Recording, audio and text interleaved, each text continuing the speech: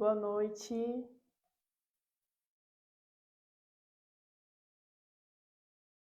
Oi, oi, oi, quem tá entrando?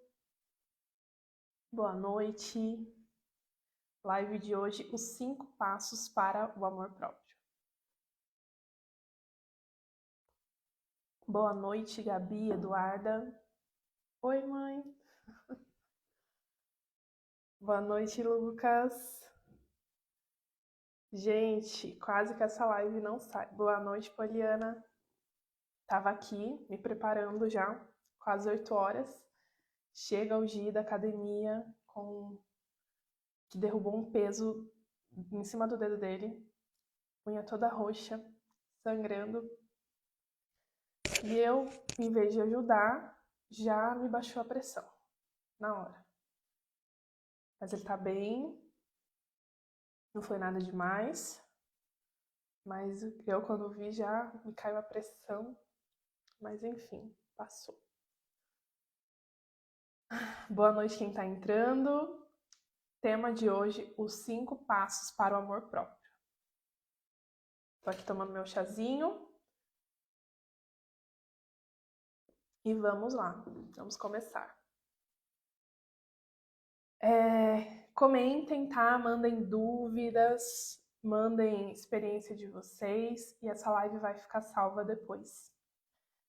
Primeiramente, né, como sempre, para começar, eu quero que vocês entendam o que é esse amor próprio que tanto fala. Oi, Marcele! Esse amor próprio, o que ele é? Ele nada mais é que apreço por si mesmo. A capacidade de se admirar, de se respeitar, de se amar, claro, né?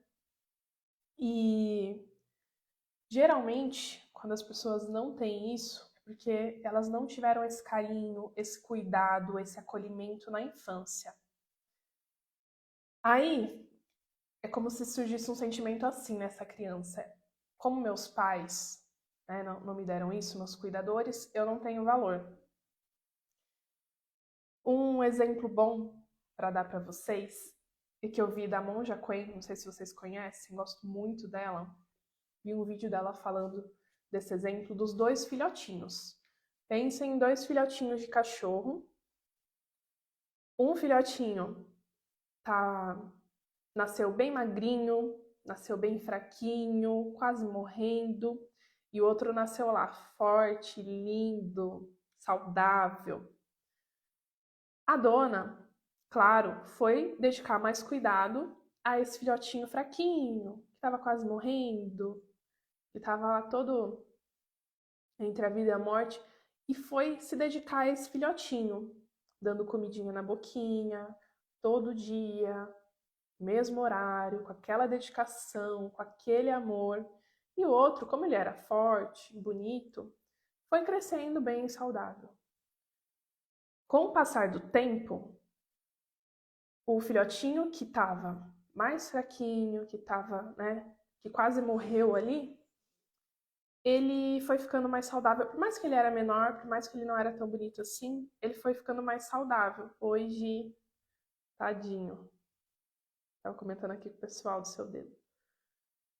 Então, e esse filhotinho que estava mais fraquinho, como ele foi bem mais cuidado, como ele teve muito mais atenção quando ele era pequenininho, quando ele cresce, ele tem um amor próprio maior que o outro, que era mais forte, que era mais bonito, que era mais saudável. Por quê? Porque ele recebeu esse cuidado da infância. Esse cuidado, ele é muito importante na primeira infância, para um bebê, para uma criança. E talvez você não tenha tido isso lá atrás. Ou você até teve, mas não teve da forma como você esperava. Não teve como você idealizou esses pais, esses cuidadores. E aí você se sentiu mais com menos valor, você se sentiu menos amado, você sentiu que talvez que você era um estorvo, talvez que você estivesse atrapalhando, talvez que você não fosse desejado. E a gente leva essas marcas, né, para a vida adulta.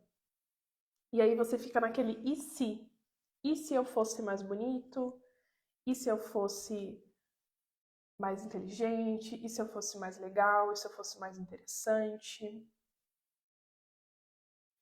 E essa pessoa que não teve essa base da autoestima tão forte lá atrás, pelos seus cuidadores, pelos seus pais, ela possivelmente ela vai se submeter a relações tóxicas, a relações abusivas quando adulto, porque ela não teve essa base bem forte lá atrás.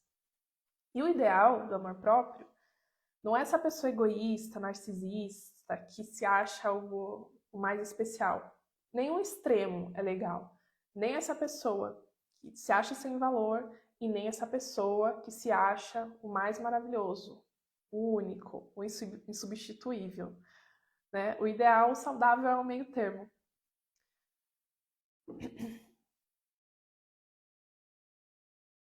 Tô ainda meio nervosa do dedo.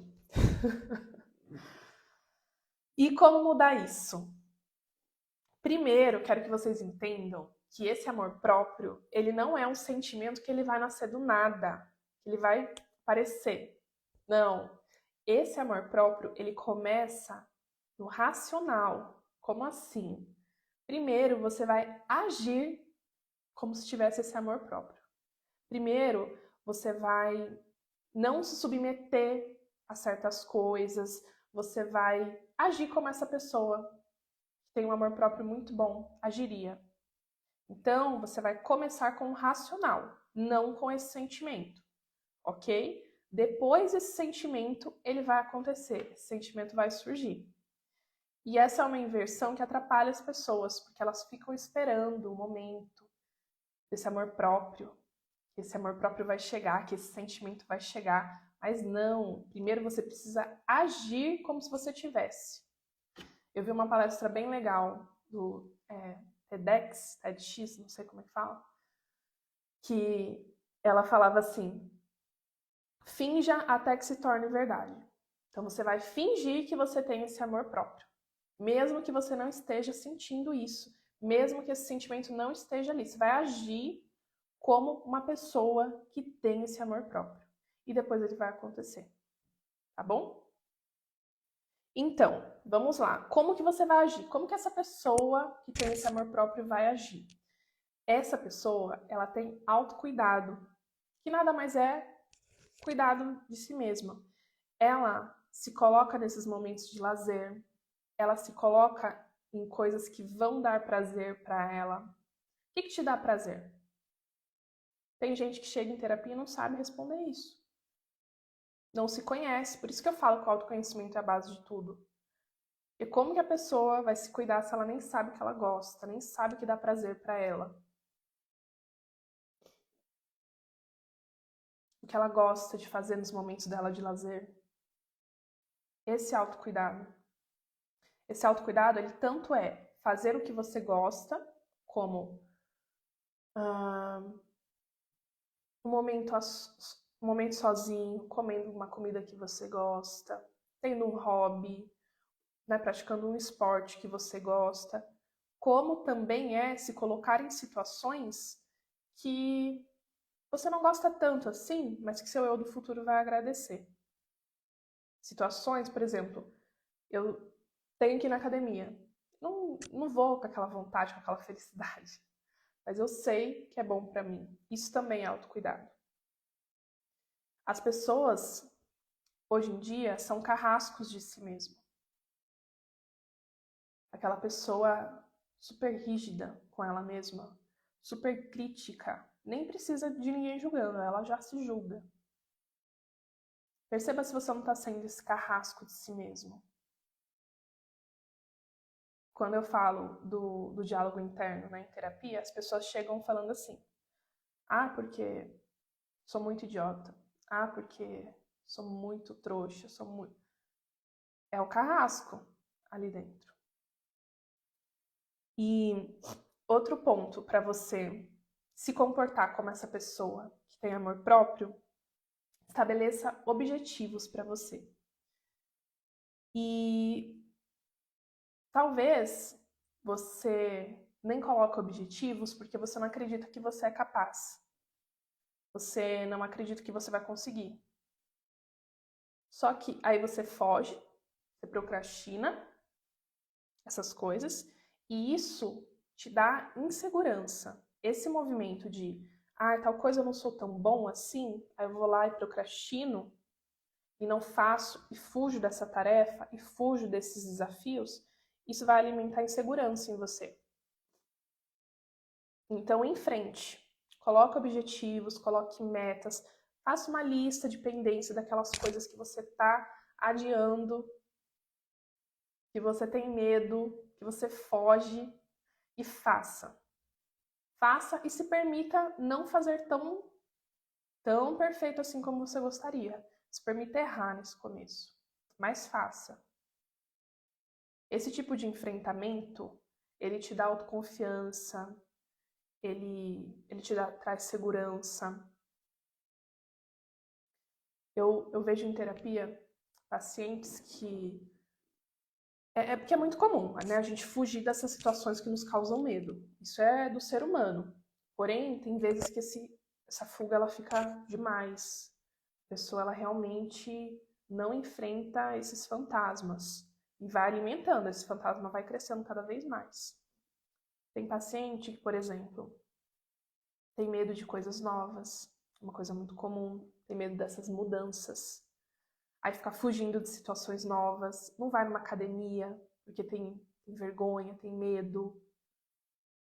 Não vai, se vai em um barzinho, se vai em um restaurante, tem sempre que ir com alguém acompanhando, com amigas, nunca vai sozinho. Não vai numa loja escolher uma roupa sozinho. Comprar alguma coisa sozinho. Essa situação, ou falar em público também é uma coisa muito comum também. A pessoa nunca fala em público, sempre foge dessas situações, está na escola, está na faculdade, está fugindo dessas apresentações. E aí aquela insegurança, ela vai o quê? Ela vai crescendo cada vez mais, ela vai aumentando.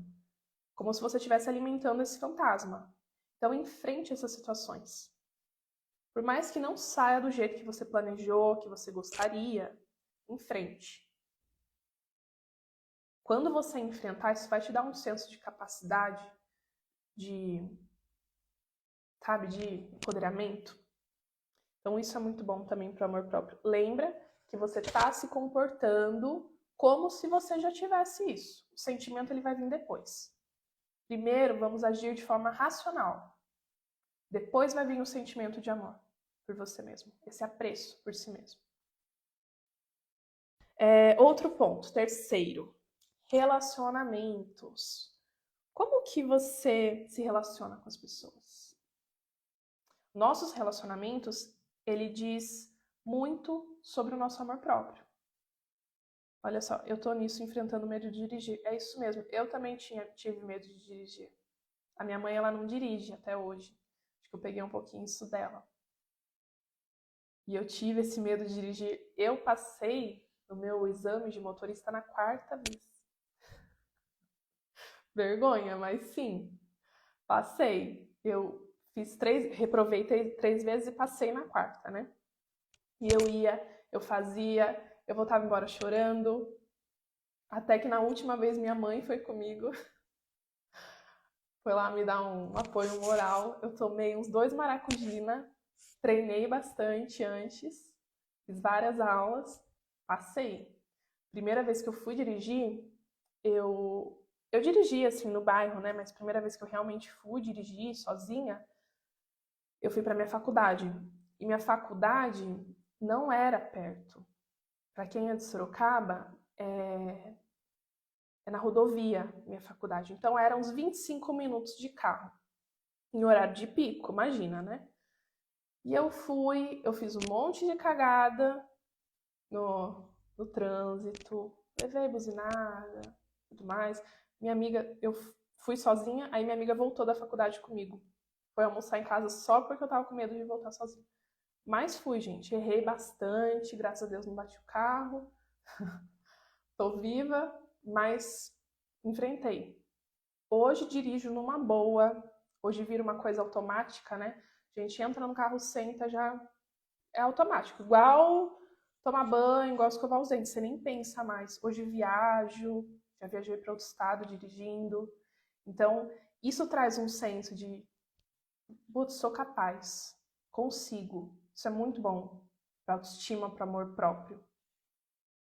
Outra coisa que eu morria de medo, que eu sempre falo para vocês, é falar em público. Aqui eu tô falando em público. Tem 12 pessoas online, fora as que já passaram por aqui. Quando que eu falaria assim, na escola, na faculdade, eu sempre fugi desse tipo de situação. Só que isso não é bom. Isso alimenta aquele fantasminha.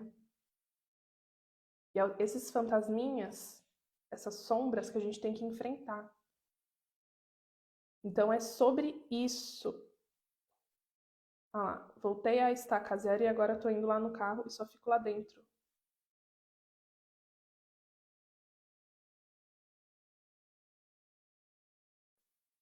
Vai que você consegue.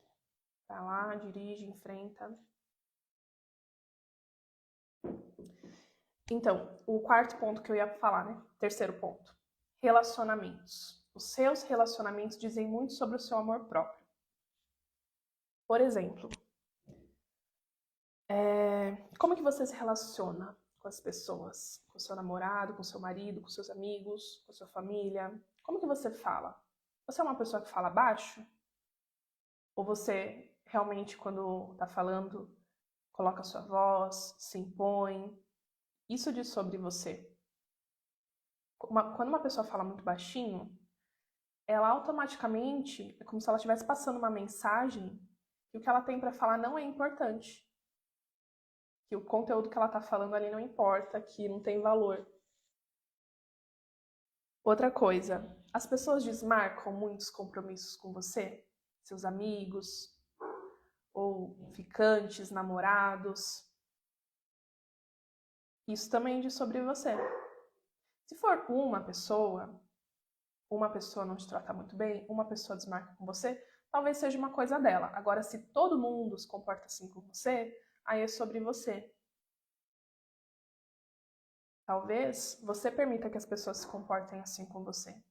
Talvez a mensagem que você esteja passando é que esse compromisso que vocês marcaram não é tão importante assim.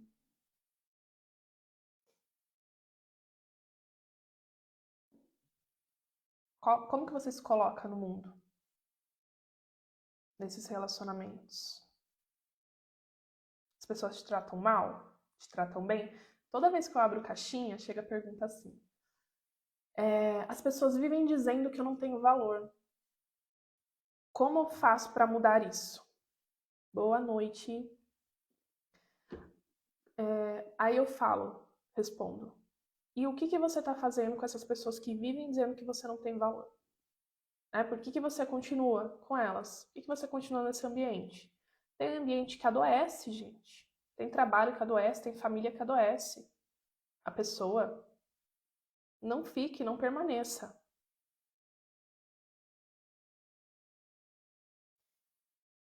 Onde a gente nasceu, como a gente nasceu, a família que a gente nasceu, diz muito sobre isso. Eu, graças a Deus, tive uma família boa, uma família que sempre me deu tudo que eu precisava, sempre me acolheu, pais presentes. Tive minhas faltas, como qualquer um tem, nenhum ser humano, a falta está inerente a nós, mas eu tive tudo ali que eu precisava. Se eu tivesse nascido em um ambiente onde as pessoas me desvalorizassem, falassem que eu não tenho valor, me colocassem para baixo, me criticassem, certamente eu seria uma outra pessoa, né? Mesma coisa depois de adulto. Se eu viver rodeada de pessoas que me colocam para baixo, que me desvalorizam, eu vou começar a acreditar que aquilo ali é verdade. Eu vou começar a introduzir esse tipo de pensamento.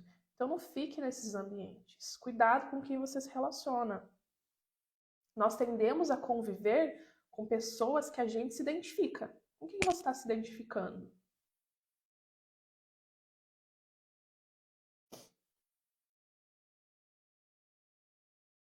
Quais seus modelos? Seus modelos também dizem muito sobre você.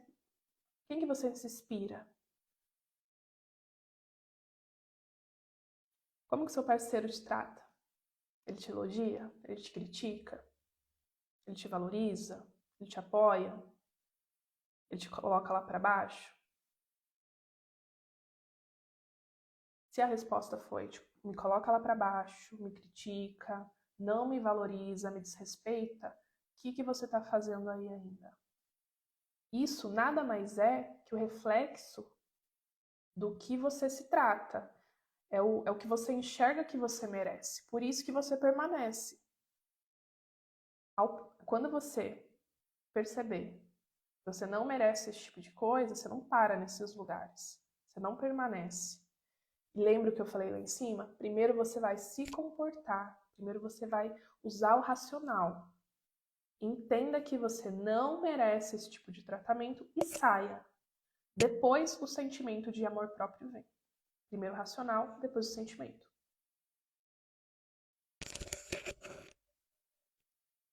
Olha só, minha família não aceita meu noivo e ele faz de tudo pra mim. Só escuto abobrinha. Quem tem que aceitar o seu noivo, quem tem que estar contente é você. Se você acha que ele faz de tudo pra você, pronto.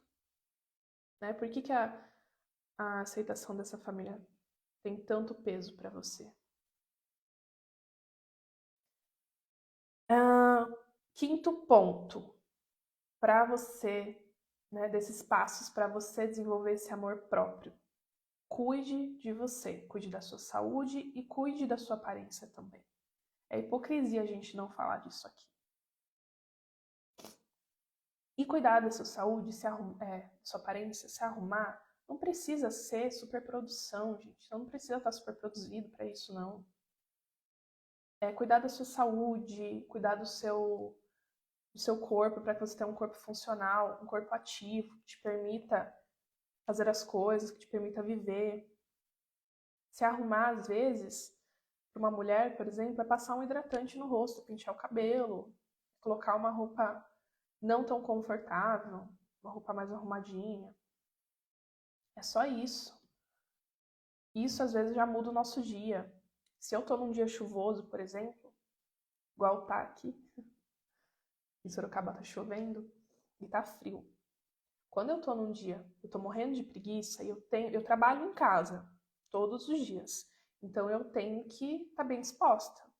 Eu não tenho ninguém me cobrando, né? Eu tenho que vir e atender meus pacientes e criar conteúdo, mas não tem ninguém me cobrando.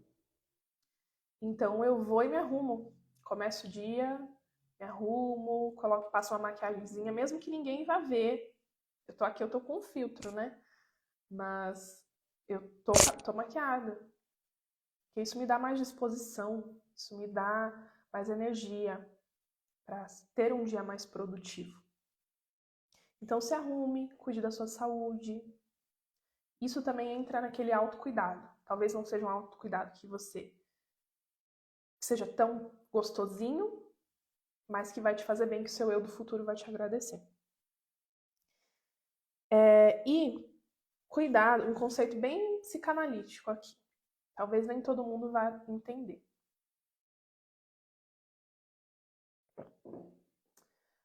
O seu superego, que imagina assim, gente. Esse é você, esse é o ego, que é uma parte sua, e esse é o seu superego, que é um super-eu, digamos assim. Esse ego é o que você entende como que seja você, mas você tá além disso, você não é só isso. Ai, que bom, Tamires. Faz diferença. Quando eu tô num dia desleixado, meu dia é outro. Então, o ego é o que você entende que é você. E o superego também é você, só que é um outro componente da sua psique. Esse superego, ele é um super-eu, vamos dizer assim. Ego, superego. Super-eu. Ele julga o ego. Ele é o que critica, é o que aponta, é o que tem os julgamentos. E é ele que nos coloca para baixo também. É ele que olha pro ego e fala assim, nossa, como você tá feia. Nossa, como você tá gorda. Nossa, como você falou mal. Nossa, como você é burra. Esse é o superego. É o super-eu. É um ideal. É um ideal real. É um ideal que ele não existe. É um ideal inalcançável. E, conceito bem psicanalítico, e por mais que isso nos atinja, seja, dói, né? Que é crítica, é julgamento, ao mesmo tempo a gente goza desse tipo de coisa. Ao mesmo tempo, isso, porque é como se nós estivéssemos nos identificando com esse super-eu, com esse eu ideal, esse eu irreal, esse eu inalcançável.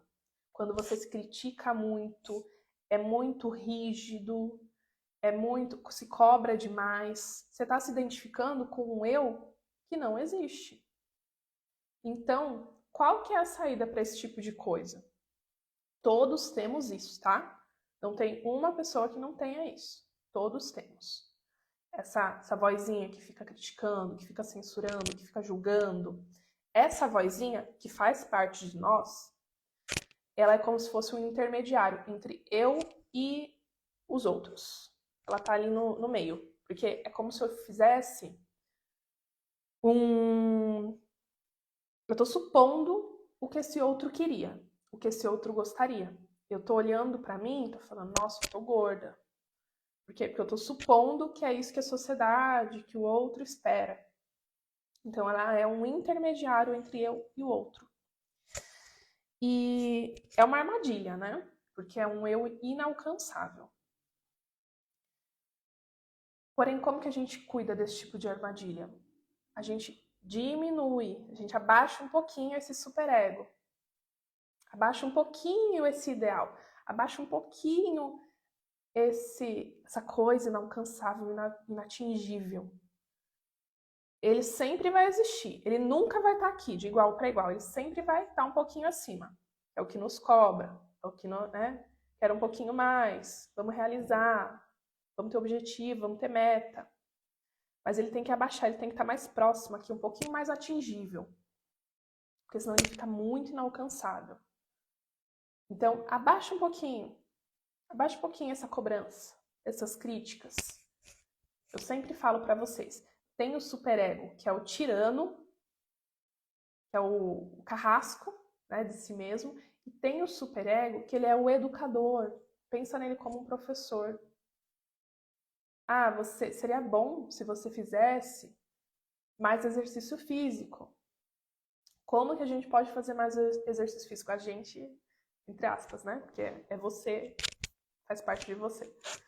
Como que a gente pode fazer isso? Talvez um dia a mais na semana, né? Não é um ideal de, nossa, preciso me parecer com o corpo daquela mulher do Instagram. Então abaixa um pouquinho esse superego, deixa ele ali mais alcançável, mais atingível. E como Freud fala, nós poderíamos ser muito melhores se quiséssemos... Olha só, frase complicada. Poderíamos ser muito melhores se não quiséssemos ser tão bons. Não sei se ficou confuso. Muito difícil de entender? Poderíamos ser melhores se não quiséssemos ser tão bons. Que é isso que eu tô falando. Né? Se esse superego está muito alto, ele está muito inatingível, fica difícil. Fica duro aqui pro ego. Fica inalcançável. Poderíamos ser melhores se não quiséssemos ser tão bons. Então abaixa um pouquinho esse super eu aí, esse super ego, que aí sim você vai ser melhor. E você não está colocando lá em cima. Não é uma expectativa tão grande. É algo atingível. E é isso. Esses foram os 5 passos, resumindo aqui para vocês. Comece com o racional, comece com a ação e depois o sentimento vem. Tenha autocuidado, momentos de lazer. Coloque objetivos e não fuja dos seus medos, não fuja do que te causa insegurança, do que te dá um friozinho na barriga. Olhe para os seus relacionamentos, cuidado com quem você se relaciona e cuidado com o que você está aceitando. E cuide da sua saúde, cuide da sua aparência, se arrume. Resumindo, é isso. E claro, esse conceito aí que eu trouxe de superego, né? Abaixar, deixar ele um pouquinho mais atingível, um pouquinho mais real. Tá bom, gente? Era isso que eu tinha para falar para vocês. Espero que tenha ajudado. Essas coisas que eu falo aqui são bastante teóricas, né? Vocês têm que colocar em ação. Olha aí para sua vida, analisa se isso faz sentido. Se tem alguma coisa que você consegue colocar em prática já e vai para ação. Porque se ficar só na teoria, não resolve. Ai, que linda. Obrigada, Vânia. Maria Ribeiro. Que live incrível. Obrigada, meu amor. Vai ficar salvo. Se vocês que chegaram agora no final quiser ver do começo, tá lá no perfil. O amor próprio ajuda a curar a ferida da rejeição? Com certeza. Com certeza. Obrigada, Tamires. Gente, boa noite. Nos vemos lá nos stories daqui a pouco. Um beijo para vocês.